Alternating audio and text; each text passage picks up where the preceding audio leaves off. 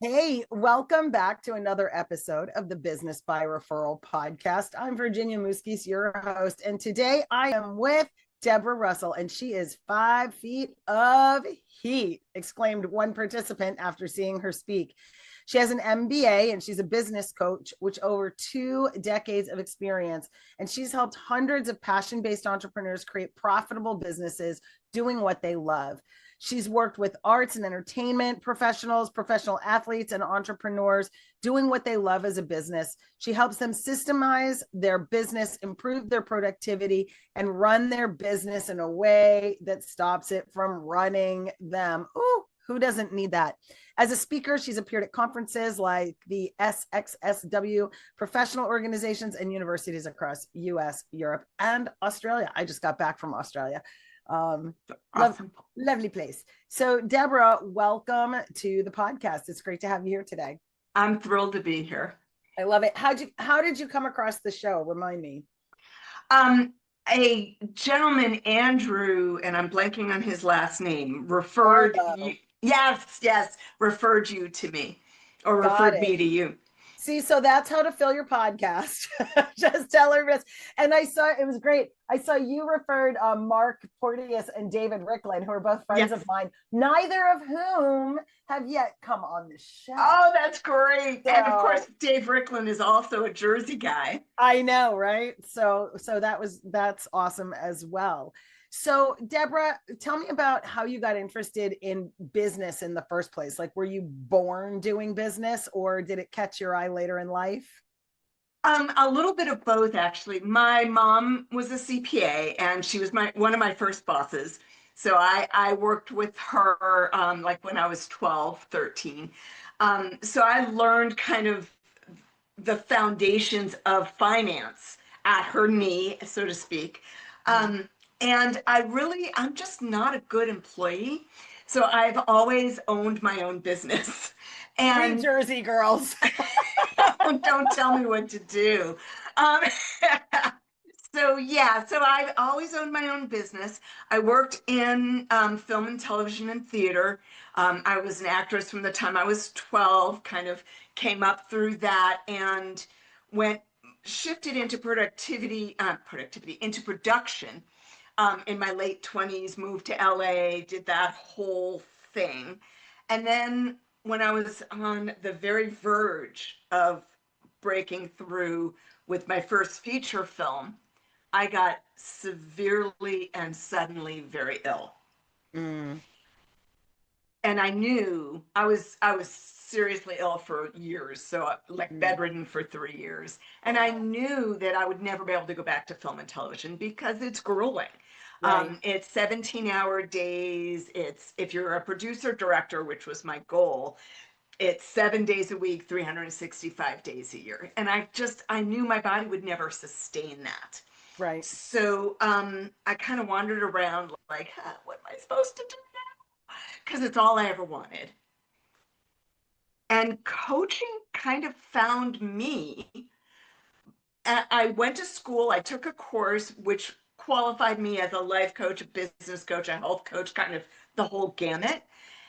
And I wasn't all that interested in being a life coach or a health coach. I like business. Business is interesting to me, and it always has been. So, when I was pursuing an acting career, I was temping. And I was working for Citicorp Leverage Capital Finance. These are huge, multi-million, billion-dollar deals. And one of the VPs was like, if you work for us full time, we'd put you through MBA school. And wow. I'm like, she's like, you need to go to MBA school. And I said, I'm an actress. What are you talking about? So yeah, she was right. And, it only took me until I was 59 to go to B school. I love that though. First of all, I love that you said you were 59 when you went to get your MBA. Yeah. Which I absolutely love because it's never too late, right? It's just right. We have this limiting belief that like, oh, I'm not 22, so I don't go to college. I got to tell you, I was thinking I'm going, you were like, I don't want to be a health coach. I don't want to be a life coach. And I'm sort of tilting my head and going, I think I might want to be a health coach or a life coach. Because what I'm really finding, I was sharing with you earlier, I was really finding that so many of our young people are being raised up with these polarized sort of limiting beliefs. And half of them think way too much of themselves, and the other half think way too little of themselves. And there's no middle ground. And so we now have entire generations of adults who just can't figure out why they're stuck and why they can't get unstuck and why they're so stuck to their stuck. And I find that to be interesting. And then, what happens, you have something, I had a big health crisis 3 years ago. So you have one of these big, like, life or death health crises where you get it just all stripped away. And suddenly, somebody's helping you go to the bathroom and somebody's combing your hair and somebody else is brushing your teeth. And then God gives you your life back. You're like, all right, what are we doing? Got nothing to lose. Let's go for it. Let's go for it. So, yeah. So that's completely fascinating that you made that shift at that point in your life. Something miraculous about 60, I got to tell you, for me, and I don't know if you've experienced it as well, is in the 50s, like I'm not even going to say what that was. It was a lot of blankery for me. Like I just, all the rebellion that I didn't do when I was a kid, I decided to do in my 50s. And then I turned 60 and I was like, I'm too tired for this. Yeah, I did all of that in my teens and 20s. So I got it out of my system. Yeah, you got to get all that blankery out. Yeah. So, all right. So you became a business coach. Tell me about like your most favorite client that you've worked with and, how they benefited from working with you. There are so many. So let me see. So I worked with a gentleman in Norway who was a music producer, composer, and artist. And he wanted to create a community for artists. And Norway, of course, actually finances these things, which is such a strange concept for us here. But that he had so he had the backing, and I helped him create the community, but I also helped him give him back his life because he was pounding 18-hour days and had lost touch with his kids, lost touch with his wife because he was never around. So I worked with him on productivity. I worked with him on systems for his business, on how to build a volunteer organization and how to build systems for a volunteer organization. And so we completed our time together, and he went out and bought a failing business, a failing transport grocery business, and took it from losing money and heading into bankruptcy to over 10 million a year. Wow. Using everything I taught him.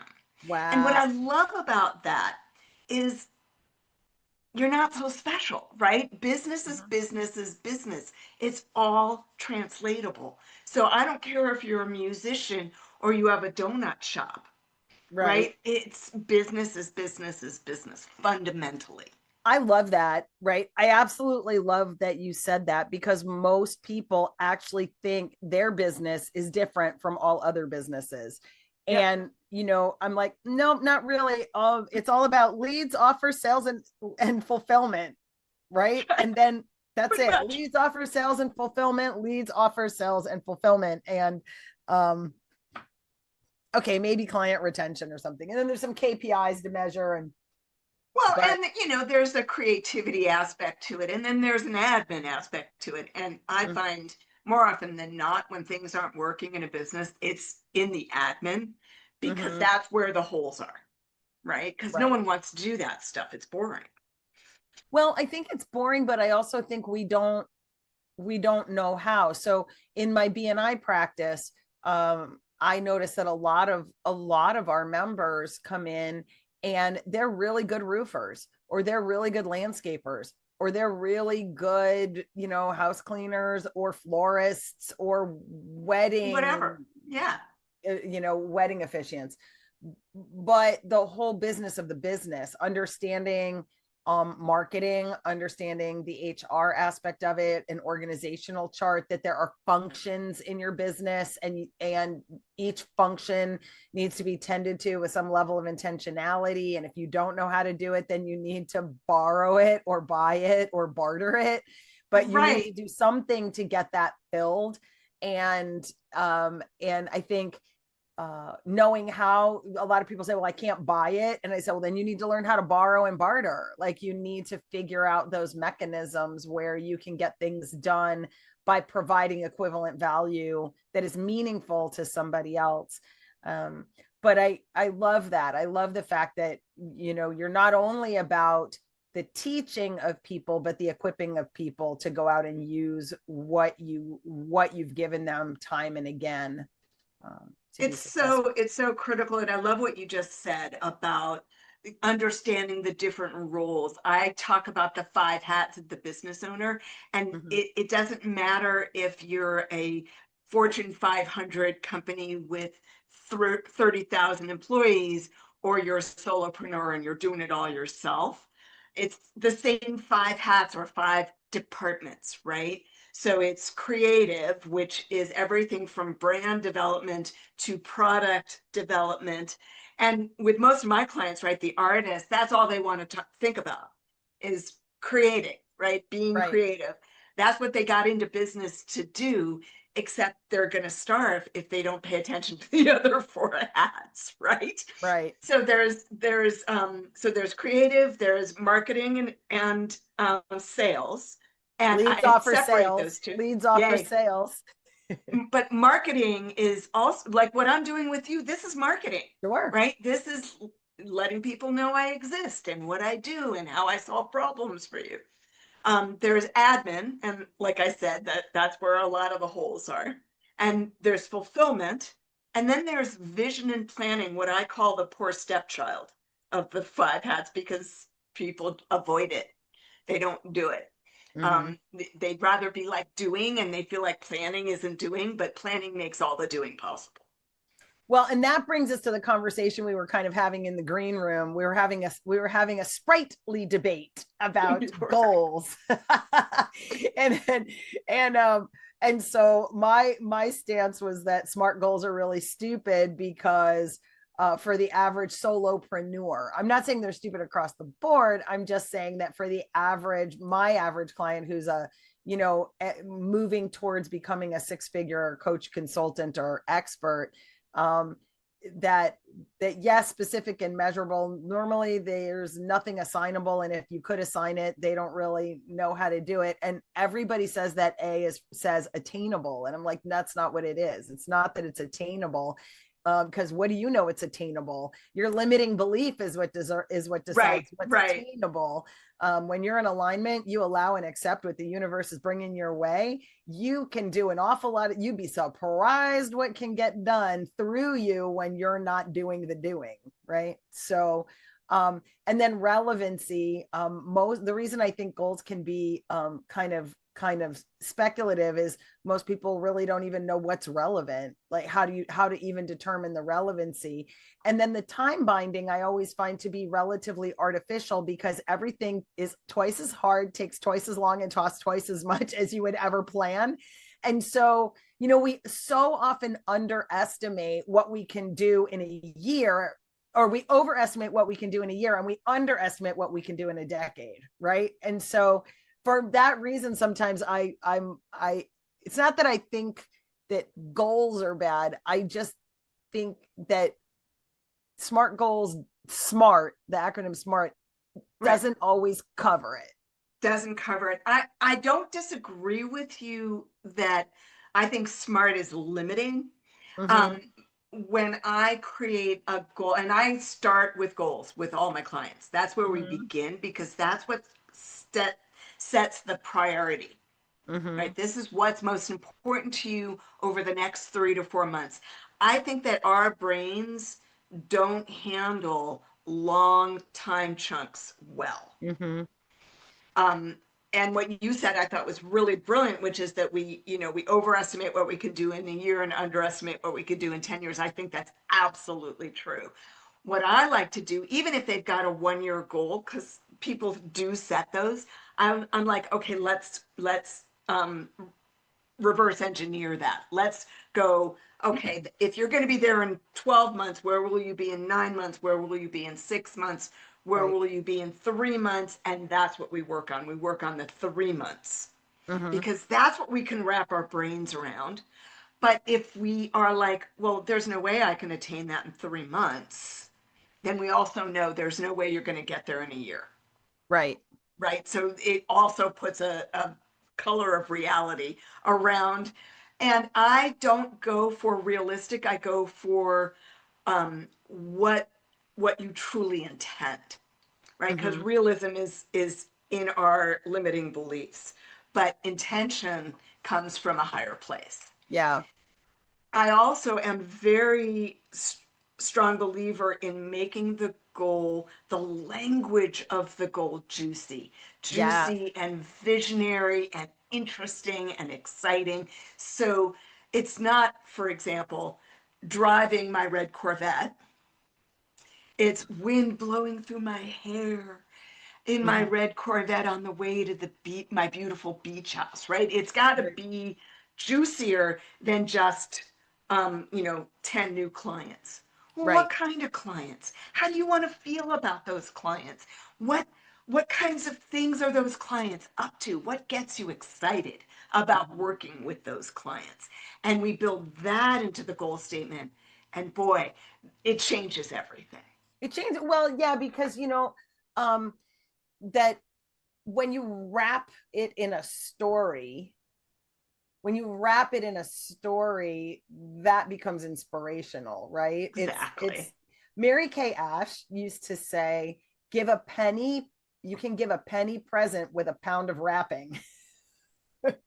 Because it's all in the presentation, right? It doesn't matter in Mary, like it doesn't matter that it was a lipstick from 3 seasons ago. If it was zhuzhed up with some ribbon, some tulle, and some fluff, you could turn that into, and the presentation of why Yes. you're giving the gift and why you're doing the thing is absolutely huge. I did I have a little training course called the Goals That Matter course.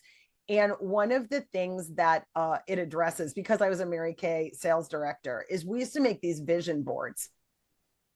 And in all the years, I was a Mary Kay sales director for I don't know how many years, 5 years, 7 years, and not one time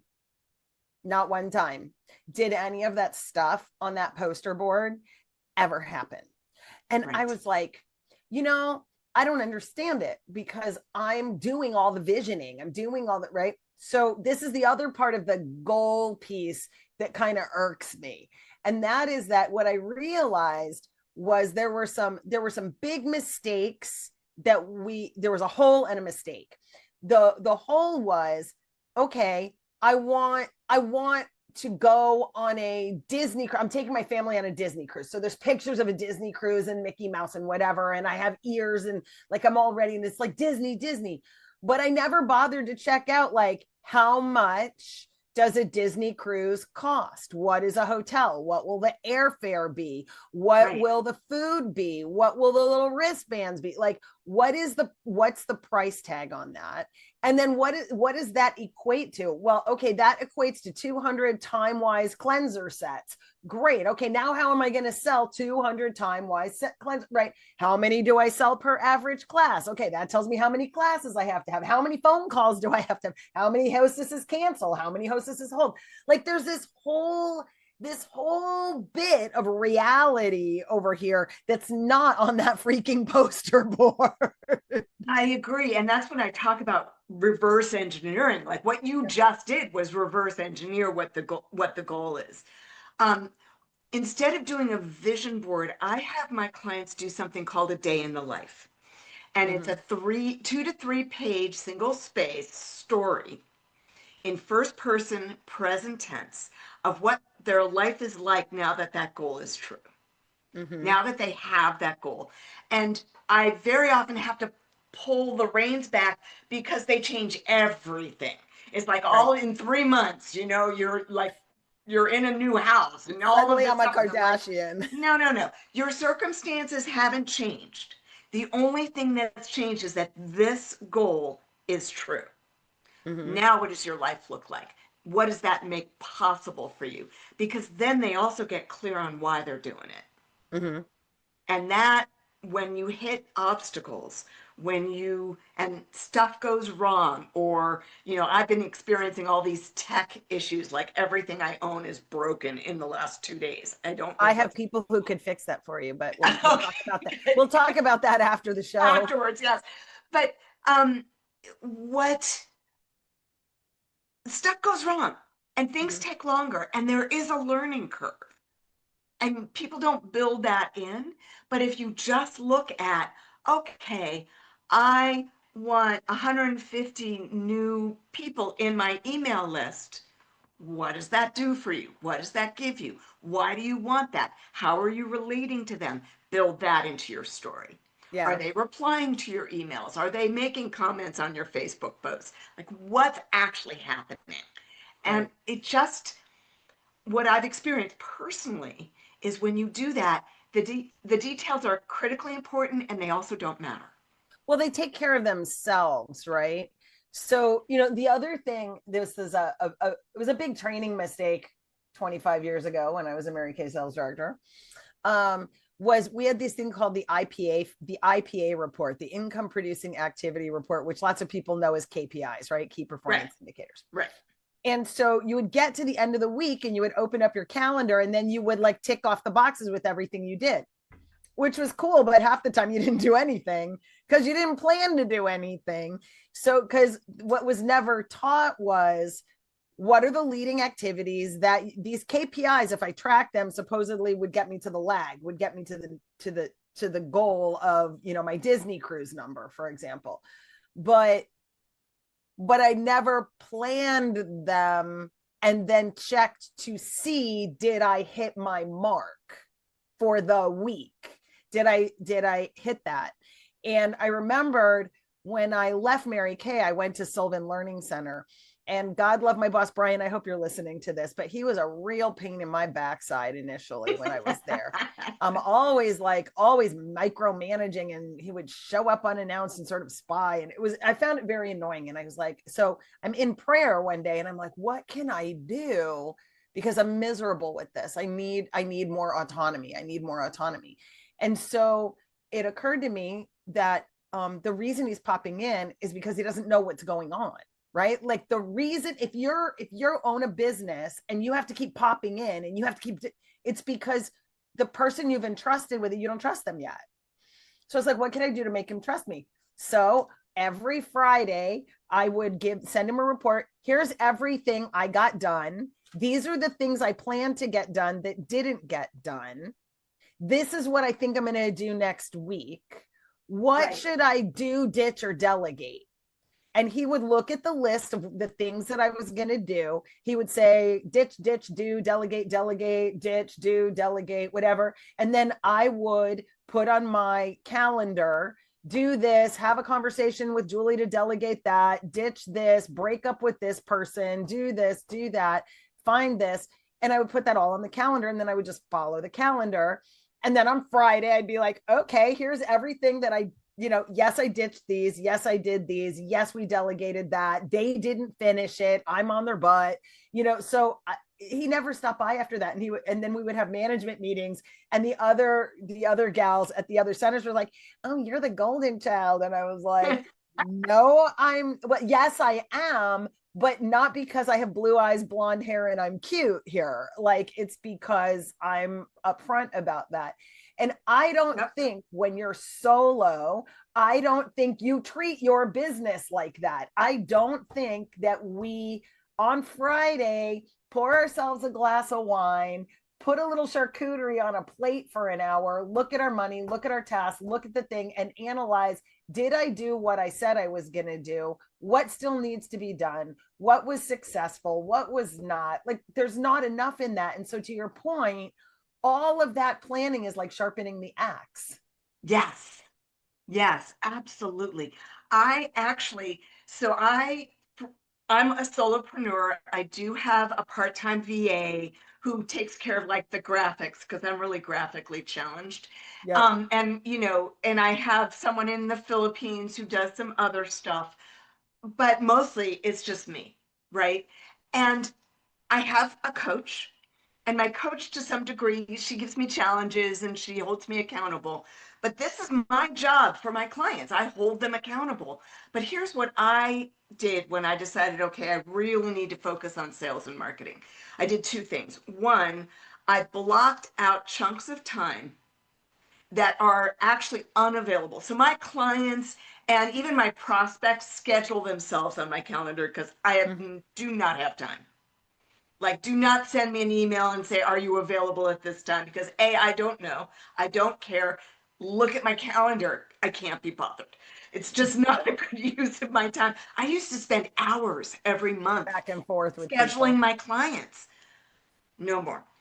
So I block those times out, and they are invisible to people who are looking at my calendar. They're busy on my calendar. I have my outreach for client marketing, and I have my speaker outreach for my speaking gigs. Blocked out every morning, 2 hours. Then I have a sheet, a Google Doc sheet or a Google sheet that basically tracks. And it's just like tick marks, right? So how many new people did you add into the CRM?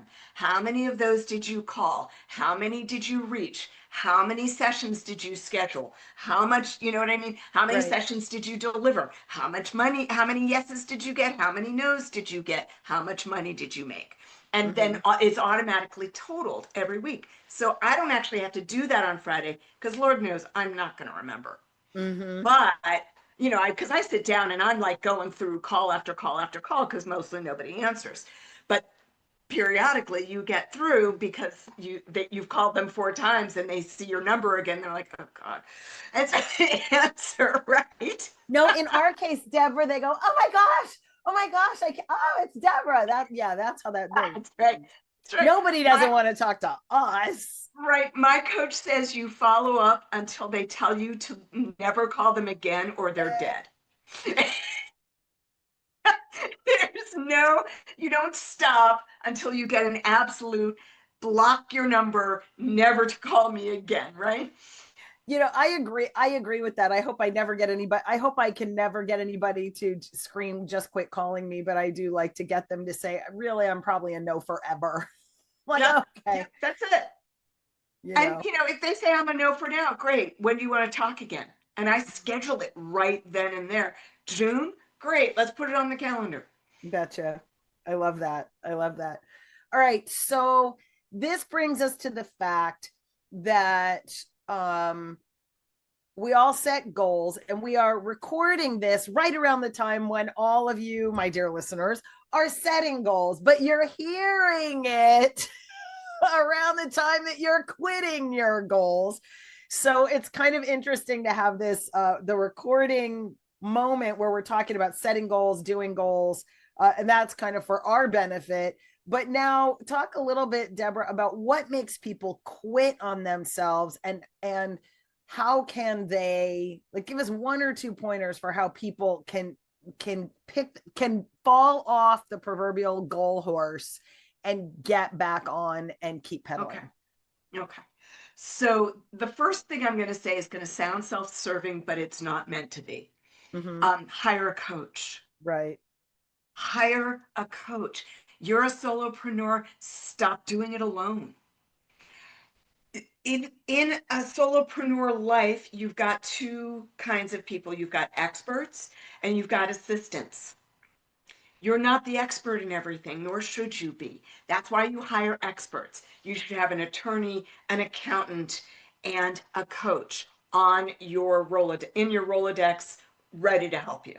Right. Hire assistants, right? Those are the people who are doing this stuff that's not your core competency. And also not your core joy, right? Right. So my first point is hire a coach. Stop doing it alone. The second thing is, if you know your why, why you're doing it.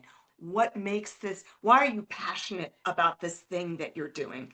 And if you're an entrepreneur and you don't love your business, being an entrepreneur is really freaking hard. Mm-hmm. You have to love it. You have to, right? So if you're doing something and you don't love it, or you can't find a way to build love into it, Mm-hmm. I don't care if you run a 7-Eleven. If you love talking to people all day long, that's what you love about it, right? You may not love restocking the candy shelves, but you love talking to people, and you love having regulars, and you love, finding out about people's lives. Great. That's what you love about it. Find what you love about it so that there's enjoyment, there's joy, not just in the achievement of that long-term goal, but in Mm-hmm. the right now, each moment. Because if you don't love every step along the way towards accomplishing your goal, you are going to burn out. Right.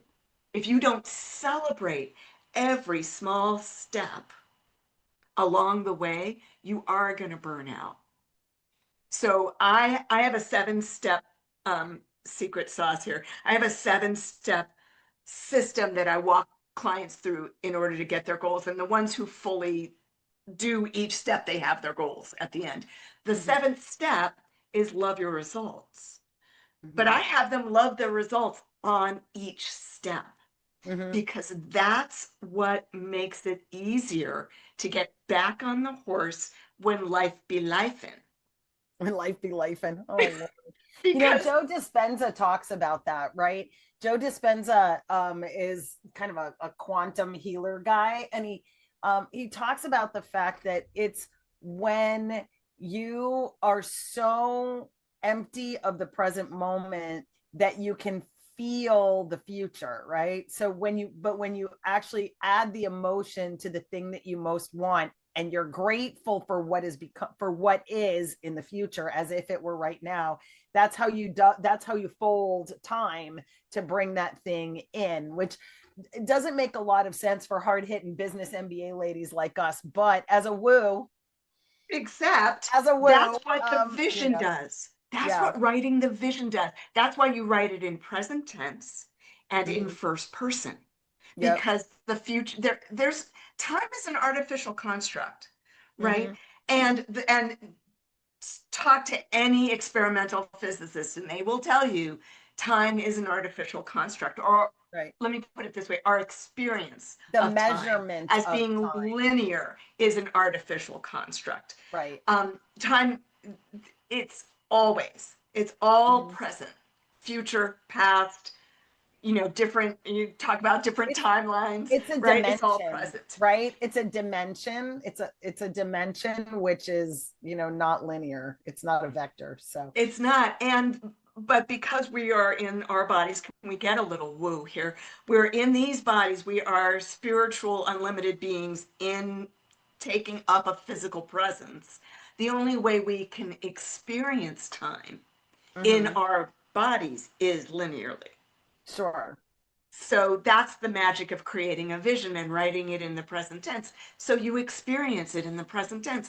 You create that. And when you hit an obstacle, and sometimes it can Mm-hmm. feel like a brick wall at 75 miles an hour, Mm-hmm. when you hit an obstacle, you sit down, you get quiet, and you read your vision aloud. And you Mm-hmm. give yourself a moment.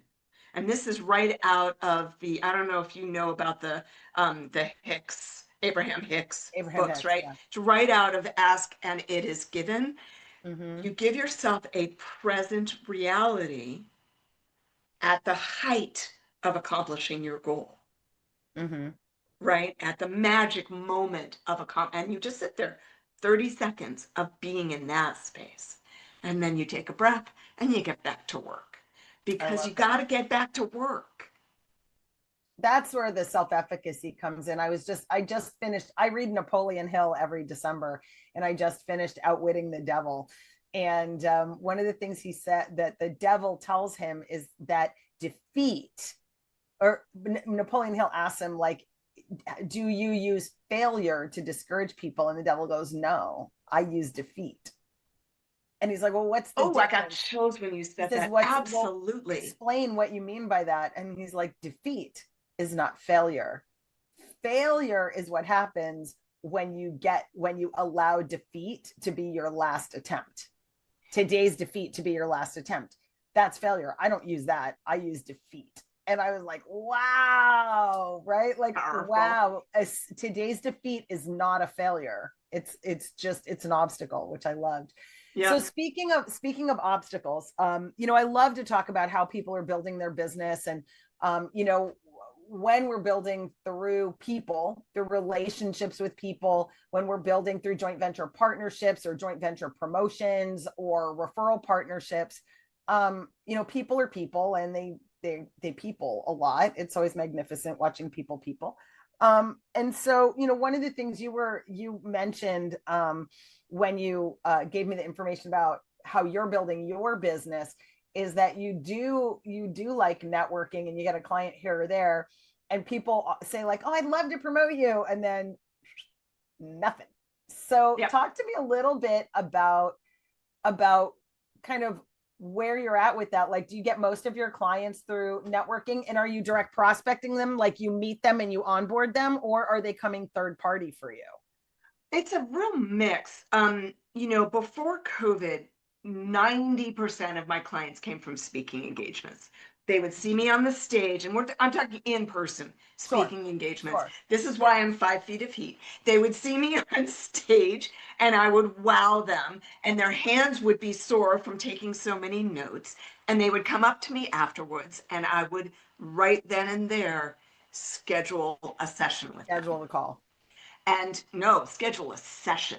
Schedule a discovery session with them, or a strategy call, whatever you want to call it. But it's a sales call, right? It's not just a, hey, how you doing? What are you up to? It's I had a script. I had a process that I walked people through, and I would schedule it right then and there. And probably 90% of the people who did those calls with me, who showed up, they didn't always show up, but who showed up and did the call, hired me, because that's why they came up to the front of the room to talk to me, because they needed something, and they resonated with me, because not everybody came up to the front of the room, right? Some people walked out in the middle, like, you just don't know, right? Now I do a lot of networking and follow up, and then scheduling, and it just goes from there. It's a little bit longer tail process. And I also have an affiliate program, but what you were talking about of people just, and it's true, they do. Why do you people just on people? Okay, moving on. Well, because they get busy, they got their own stuff going on. It's just, I get it. Here's what I do. First of all, I make it stupid easy for them to promote me. They don't have to write a thing. They've got swipe copy for emails. They've got social media copy for their social media. I give them discounts for their people, so their people get a deal, right? And they make money throughout. No matter what that person does with me going forward, they continue to make money. Right. So it's a long tail for them. So they get a big chunk of money right up front. Right. So I usually initial 50%. Right. They get 50% from that initial referral. It's going to get less the more of me that person buys. Right. Because it's more of me. Absolutely. But they know that I pay on time. It's all automated. I don't have to think about it. It comes out of my checking account into their PayPal account, automated.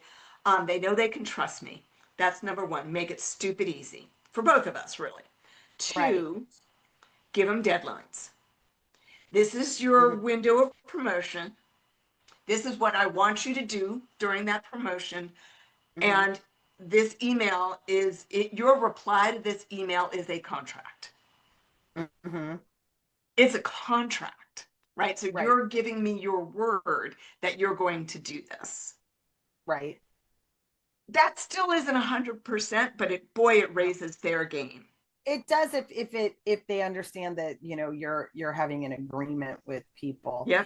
And still, you know what, one of the really tough truths about that kind of marketing, and I say this just because a lot of my clients come in and they're very early stage and they don't really have a strong network, and you know, the people they know have 300 people on their mailing list, and they get very discouraged when they go through the "can you promote me" thing, because it's a little more intricate than what it looks like on the surface. Like, I coached with Danny Eni, and when I got in the back end of what it actually looks like to do like a 7-figure launch, it was nauseating. I was like, Oh oh yeah, my, it's a this lot. is so this is so above me. Like, I drowned in it. It was so hard for me. So I think sometimes we get into it and we don't have the self-management is one part, right? And then we don't think small enough to start. Like, so one of my really good referral partners, Danny Burmant,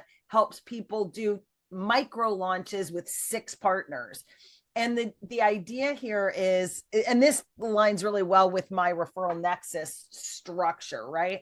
Which is your allies. I say you need 5 good allies, and those 5 good allies are the ones that are going to be responsible for 80% of your referred revenue during the course of a year.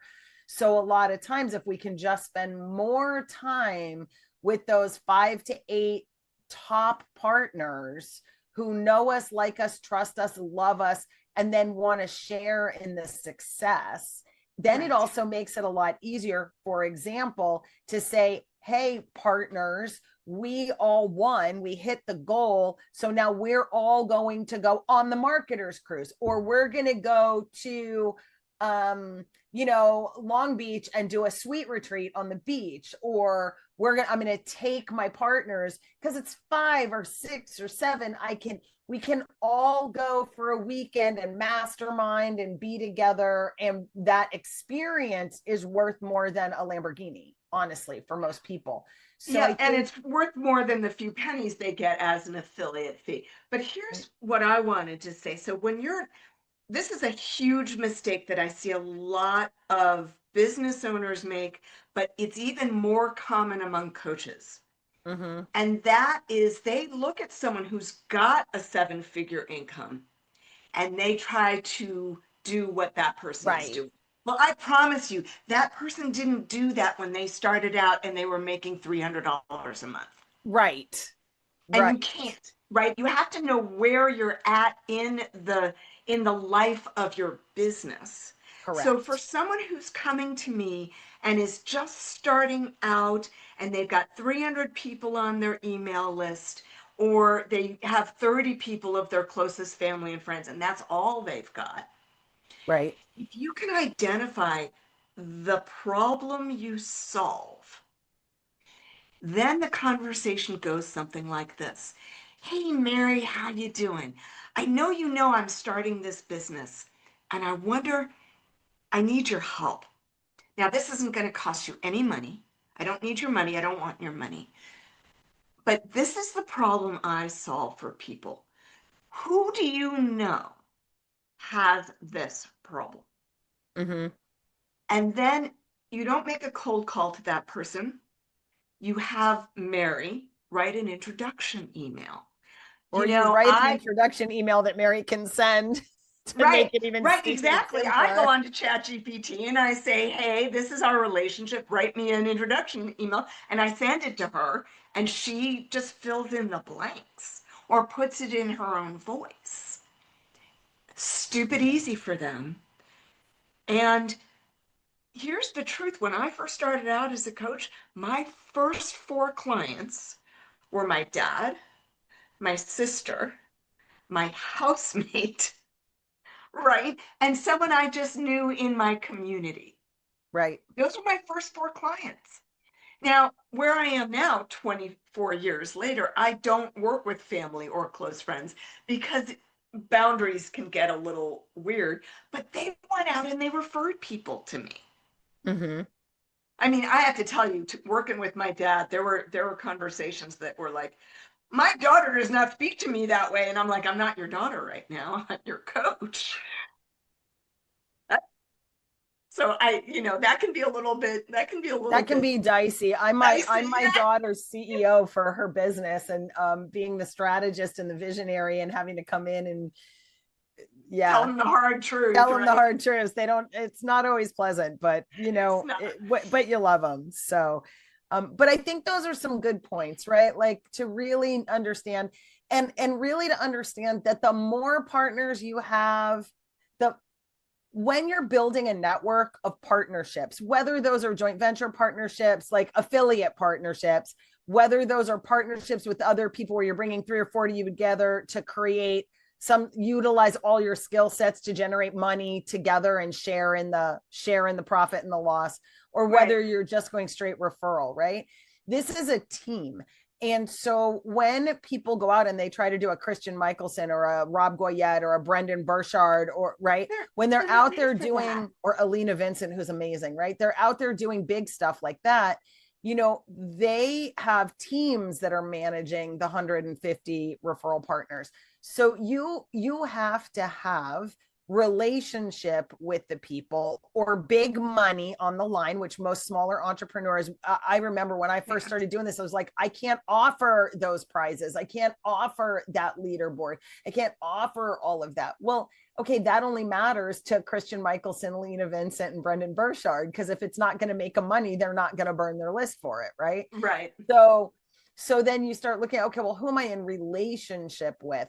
And then you need to understand that you have to have some level of people management skills. So one of the things that I love about what I teach my clients to do is I prep them for scale, because the first people they have to manage are their referral partners. They have to put systems in place and a cadence of accountability in place. And they have to put these sort of management techniques in place where they're leading their partners to mutual success. And once they get really good at leading the inner circle and the next circle out, and then the advocacy circle, they start to be able to keep all those plates spinning. Well, then when they fill their org chart with a bunch of people down the road in stage 5, when it's prepped to scale, they have a lot of people management skill. So I think that's one of the biggest challenges. And the reason that oftentimes you can be in a room like a Strategic Alliance Live room or a Collaborate or a JVX, and all these people say they're going to help you, unless you have good follow-up and great people management skills, that's why it falls flat. It's honestly not on them. It's way more on us than it is on them. They're not getting what they need to bond to you enough to prioritize you against all of the other activities and all of the other demands on their life. Agreed. And all you're talking about is one of my favorite words in the world: systems. Yes. Systems make everything possible. And it doesn't matter if you're running the system and you're doing it manually, or you've automated it, or you've delegated it, right? A system can be as simple as a checklist, right? Yep. This is what I've got to do. Boom, boom, boom, boom, boom, right? Yep. But you've got to make a plan before you can even have a checklist. Then even something as simple as setting up. So I'm not one of those people. I am not going to do like Go High Level. I'm not going to do Confusionsoft, which is now known as Keep. I'm not going to do, Kartra, which I tried and hated, because the overhead is more than it's worth. So I've got my little inexpensive systems. And when I'm making 12, 15, 20 grand a month, then I'll invest in that stuff, because then I won't be building it. Someone else will be building it, and I don't have to think about it, right? Mm-hmm. But something like MailerLite, which I adore, they've got some of the best AI help desk. I mean, I ask that AI the most complicated questions, and I almost never have to talk to a human. It just answers me. I'm like, oh my God, took no time. I was not on hold forever. Perfect. And I then save it because it's in a chat. So easy. But they've got everything that something like Active Campaign has. But Mm-hmm. instead of being $295 a month, it's $15 a month or Wow, that's a great $30 a tool. month, right? So if you've got a very small list, you can actually create automations that trigger and run, and you don't have to think about it. I love I that. do What a that. great recommendation. I do that for onboarding clients. I do that for my sales systems, right? My nurture email systems. Easy. Mhm. All right. Well, I love that. So, Deborah, I know that you have a free goodie that you're going to drop in the gift Oh vault yes. so that our listener can go pop over there and grab a goodie. So, talk just a little bit about what we're going to the Easter egg we're going to drop in the vault for you. Absolutely. So one of my specialties is productivity. Mm-hmm. And I have four pillars, which I won't go into, but the first pillar is mindset. And in mindset are things like overwhelm and what I call my three P's, um, procrastination, prioritization, and perfectionism, right? So Mm-hmm. those initial things are very often the biggest problem in the face of every business owner: overwhelm Mm-hmm. and procrastination.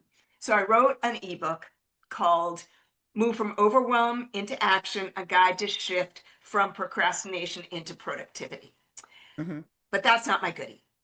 I then took, because if people are overwhelmed and procrastinating, they procrastinate about reading the ebook too. Sure. How often, right? Have you downloaded an ebook and said, "Oh, this sounds great," and yeah, you never read it. So Yes. I took the exercises that I put in each chapter and I just dropped them into a workbook. And honestly, you don't need to read the book to do these exercises. They are simple on the face, and they're doable by anyone at any point in your life. So that's the Move from Overwhelm into Action workbook. Of course, there will be a link into the ebook. So if you want to dive deeper into my little brain about productivity, it's in there, right? And that's the goodie, is the workbook. It's like 2 pages or 3 pages. I mean, it's Nice. not, but it's right now, what you can do right now to shift your relationship with overwhelm, to shift out of procrastination into action. And so that's the goodie. All right. Well, we're going to definitely get you guys out of procrastination and out of overwhelm so you can pick up those goals where you just left them on quit day, which just happened, and you can get back on the back in the saddle. I trust this has been a really information jam-packed episode. So I really am excited. And listeners, I really hope that you listen to this a couple of times for the different bits that are in here, because this is pretty darn juicy. So I know, Debra it's Russell, fun. thanks for being on the podcast. What a delight to meet a fellow Jersey girl, a Yeah, sister. absolutely. This was so And much fun. Thank you for having me, Virginia. yeah, that's great. And so listener, go ahead over to bbrpodcast.com, click on the gift vault, put in your email address. If you've already jumped into the gift vault, you should have access to that. So it shouldn't prompt you to sign up. And yeah, while you're there, grab Debra's goodie. And of course, if you haven't downloaded the Business by Referral Blueprint, you know you got to have that. So, essential 6 steps to building a network that works for you. And until we meet again, be remarkable.